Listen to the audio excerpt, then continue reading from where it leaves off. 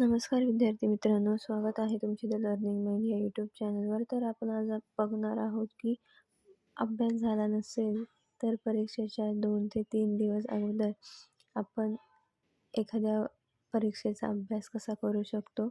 तर सर्वात प्रथम आपण सगळ्यात इम्पॉर्टंट म्हणजे प्रिव्हियस इयर क्वेश्चन पेपर बघायचे आहेत. कारण प्रिव्हियस इयर क्वेश्चन पेपरमधून खूप सारे क्वेश्चन्स रिपीट होत असतात. कोणतीही क्वेश्चन पेपर ही 3 पार्ट्समध्ये डिव्हाइड केलेली असते. फर्स्ट म्हणजे ज्यांचा खूप अभ्यास 90 to 100% अभ्यास झालेला आहे.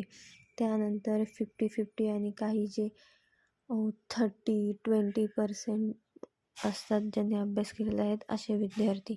तर आपण आता खालून सुरुवात करूया की ज्यांचा 30 to 40% अभ्यास झालेला आहे अशा विद्यार्थ्यांसाठी प्रिव्हियस इयर क्वेश्चन्स पेपर खूप इम्पॉर्टंट आहेत.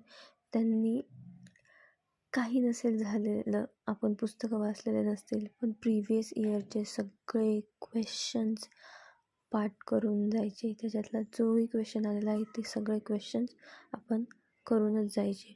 त्यानंतर ज्यांचा 50-50 झालेला आहे अशा विद्यार्थ्यांना जे काही नवीन प्रश्न आलेले असतील क्वेश्चन पेपरमध्ये तेही सॉल्व करता येतील आणि त्यांनी प्रिव्हियस इयर क्वेश्चन पेपर बघितलेले असतील तर तेही त्यांना अगदी व्यवस्थित पद्धतीने सॉल्व करता येतील. आणि जे असे विद्यार्थी की ज्यांचा 100% अभ्यास झालेला आहे, त्यांनी सगळा अभ्यास केला आहे, त्यांना तर क्वेश्चन पेपर अगदी इझी, सगळे क्वेश्चन्स त्यांना सोपेच जाणार आहेत. पण त्यांनीही प्रिव्हियस इयर क्वेश्चन्स पेपर बघून जायचे आहेत.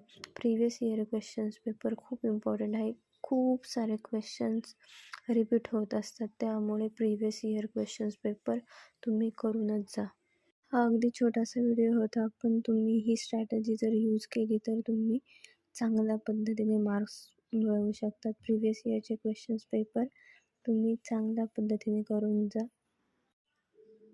70 पैकी तुम्हाला 30-40 45+ तुम्हाला मार्क्स मिळू शकतात. कारण की 70साठी 28 या 30 मार्क्स कंपल्सरी आहेत.